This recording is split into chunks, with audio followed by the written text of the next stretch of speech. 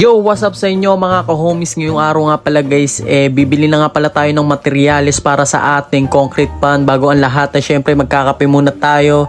Then pagkatapos natin magkape, syempre pupunta na tayo dito sa hardware para bumili ng ating mga gagamitin na materyales. Syempre bibili tayo ng hollow block, semento, PVC, tapos mga bakal. Tapos yung mga kailangan natin syempre dito sa ating concrete pan. Tapos naalala ko lang guys, sobrang mura lang dati ng materyales guys. Tapos ngayon grabe na, sobrang mahal na talaga. Kasi dati lagi akong laman ng hardware. Kumbaga tangina, dito ako humahasel. Lagi akong kumukontrata ng mga hollow blocks, semento. Ako yung laging tagabuhat. Tapos umabot nga pala ng 7,145 lahat ng nabili kong materyales. Pagkatapos ko nga pala bumili dito sa hardware, syempre binaklas na nga namin yung mga kailangan baklasin dito para mas mapadali namin yung trabaho. Pagkatapos nga pala namin linisin at alisin yung mga dapat alisin guys, sinimulan na nga pala namin yung pagpapagawa dito. Sobrang bilis lang pala talaga ng pagpapagawa ko dito guys.